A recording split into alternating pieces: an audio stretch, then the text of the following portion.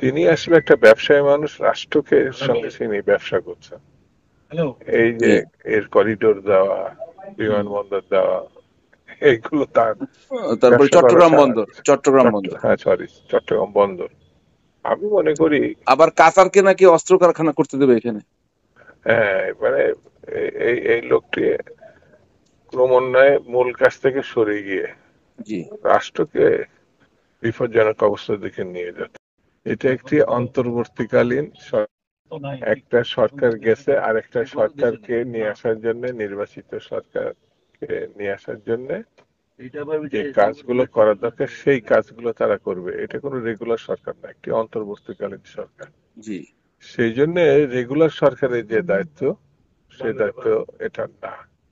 এখন কেউ যদি ঘুমিয়ে ঘুমিয়ে স্বপ্ন দেখে, দাবি করে, সেটা আলাদা কথা। ডক্টর মোহাম্মদ ইউনূসের কাছে এটা প্রত্যাশিত না।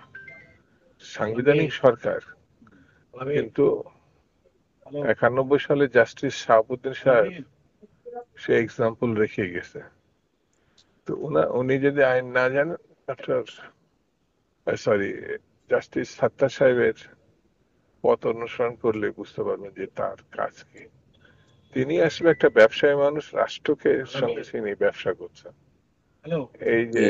এর করিডোর দেওয়া, বিমানবন্দর দেওয়া, এইগুলো তার তারপরে ব্যবসা করা চট্টগ্রাম বন্দর, চট্টগ্রাম বন্দর। হ্যাঁ সরি, চট্টগ্রাম বন্দর।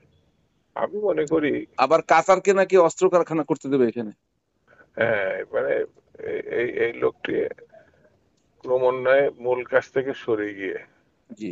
রাষ্ট্রকে বিপজ্জনক অবস্থার দিকে নিয়ে যাচ্ছে, যেটি তার করা উচিত না। তার যে কাজ সেটি করা উচিত, সেটা হচ্ছে একটি নির্বাচিত গণতান্ত্রিক সরকার, গ্রহণযোগ্য সরকার প্রতিষ্ঠা করার জন্য উদ্যোগ নেওয়া, যেটি গত 3টি নির্বাচনে সম্ভব হয়নি।